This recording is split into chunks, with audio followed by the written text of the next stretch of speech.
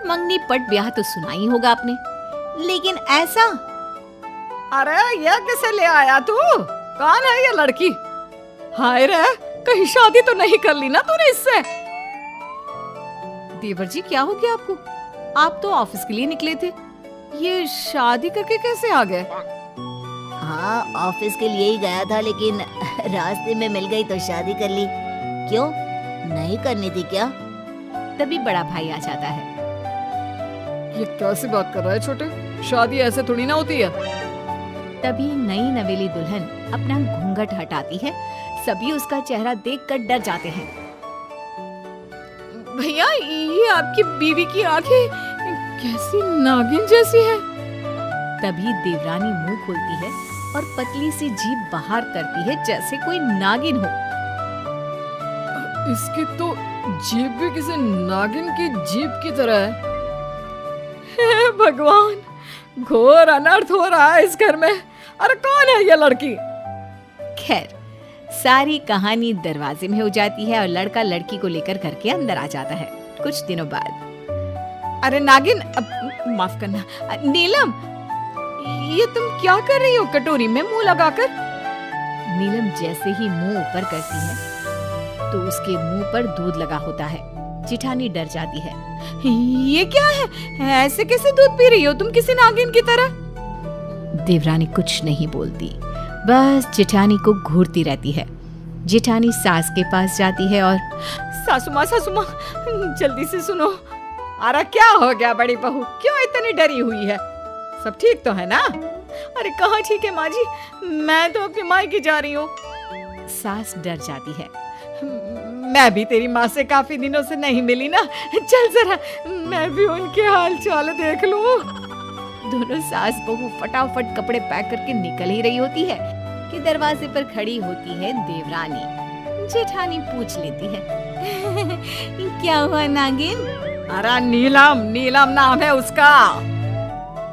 फिर अचानक सास की नजर छोटी बहू की आंख पर पड़ती है। अरे बड़ी बहू, छोटी बहू की आंख में तो देखो।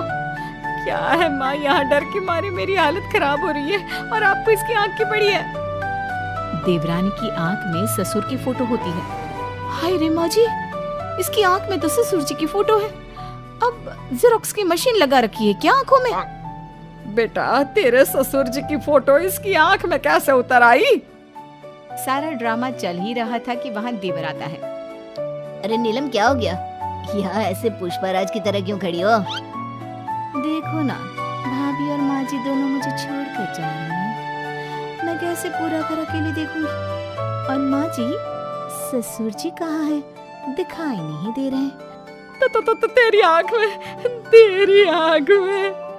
क्या इसकी आंख में माँ? इसकी आंख का ही तो दीवाना हो गया था मैं।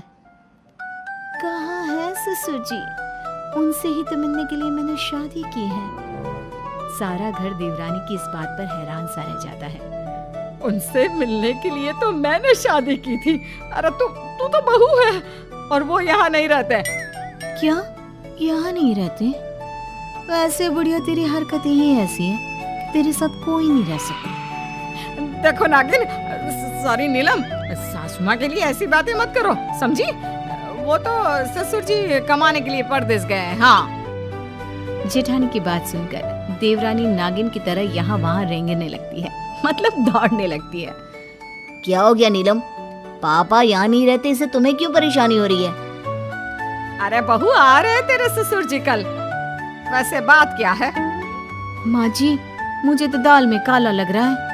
आखिर किसी ससुर के लिए बहू का इतना परेशान रहना? माजरा क्या है? अच्छा, कल आ रहे हैं, तब तो कल ही उनका काम तमाम कर मैं अपना बदला ले लूंगी। काम तमाम मतलब? मैं समझी नहीं बहू। नीलम संभल जाती है और कहती है, मतलब वो मेरी माँ ने मुझे ससुर जी को देने के लिए गिफ्ट्स दिए हैं ना, वो उनके हाथ में दे दूं। अच्छा, तेरी माँ ने मेरे लिए भी कुछ दिया है क्या? और बड़े भाई भाभी के लिए? अरे उनका भी तो हक बनता है ना। हाँ हाँ, तू ले ले पहले। अरे कहाँ से ये आ गई? ना मेरा बेटा घोड़ी चढ़ा, ना भाभी ने काजल डाला, ना सास की पैर पुजाई। ये सब क्या बकी, सॉरी, ये सब क्या बोली जा रही हैं आप? वैसे ससुर जी आ जाए तो उनसे मिलकर मैं चली जाऊंगी। अरे कहाँ चली जाओगी? मैं क्या करूँगा तुम्हारे बिना? नहीं नहीं, मैं तुम्हें नहीं कहीं जाने दूंगा नीलम। पति के इतने प्यार भरे शब्दों से नागिन, सॉरी नीलम इमोशनल हो जाती है, और वो जैसे ही इमोशनल होती है उसका रंग नीला पड़ जाता है। अरे ये क्या हो गया नीलम को? ये नीली कैसे हो गई? अरे पता नहीं, मुझे तो इसमें इंसानों के गुण कभी दिखे ही नहीं। तो क्या जानवर है ये? नहीं भाभी, मेरी नीलम तो अप्सरा है जो परी लोक से आई है। भाई यही कहना चाहती थी ना आप? ये तो पता नहीं, फिलहाल तू इसे अपने कमरे में लेकर जा और इसे बोल के असली रंग में आ जाए। पति नीलम को लेकर कमरे में जाता है। मैं तुमसे ये कहना चाहती हूँ कि तुम ना मुझसे इतना प्यार ना किया करो। कैसी बात करती हो? पति हूँ मैं तुम्हारा, अब तो तुमसे ही मेरी जिंदगी है। तुम हो तो मैं हूँ और मैं हूँ तो तुम, क्यों है ना? नीलम पति के गले लग जाती है। मैं ना तुम्हें कुछ बताना चाहती हूँ। तुम्हें याद है मेरी और तुम्हारी शादी कैसे हुई थी? हाँ, मैं भी यही पूछना चाह रहा था, पर जो भी हो मैं तो लकी हूँ कि राह चलते ही मुझे इतनी प्यारी और अच्छी लड़की मिल गई। नीलम पति को कुछ बताना चाह रही थी, लेकिन न जाने क्या सोचकर वो चुप हो जाती है। फिर अगले रोज, अरे बहू आ देख, तेरे ससुर जी आ गए।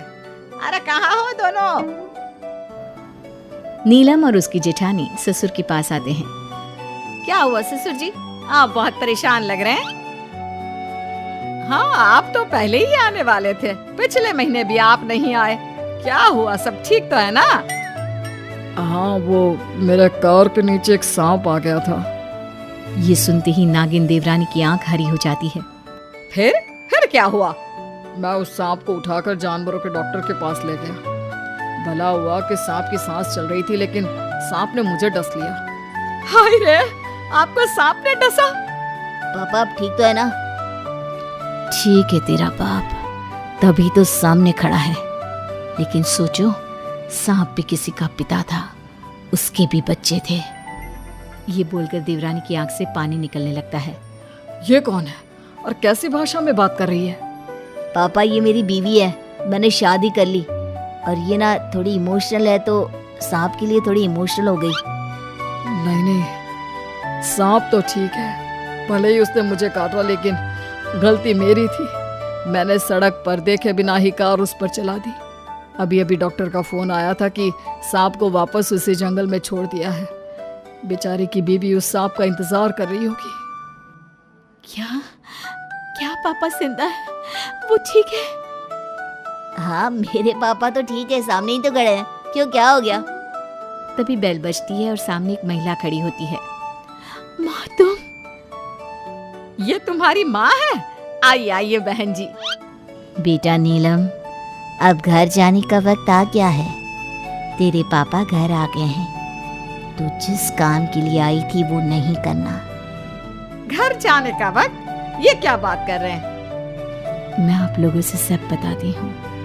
मैं एक नागिन हूँ। हम लोगों को लगा कि ससुर जी ने मेरे पिता को मार दिया है, तो मैं उनसे अपने पिता का बदला लेने आई थी। लेकिन भले इंसान ने हादसे के बाद ना सिर्फ मेरे पिता की जान बचाई, अपनी जान पर भी खेल गए। मैं माफी चाहती हूँ, मुझे इजाजत दीजिए। नहीं नीलम, मैं तुम्हारे बिना नहीं रह सकता। अरे तो क्या नागिन के साथ रहेगा बेटा? नहीं, नीलम चाहे तो वो नागिन का जीवन छोड़ सकती है। हाँ माँ, आप मुझे नॉर्मल लड़की बना दीजिए। मैं अब इसी परिवार का हिस्सा रहना चाहती हूँ।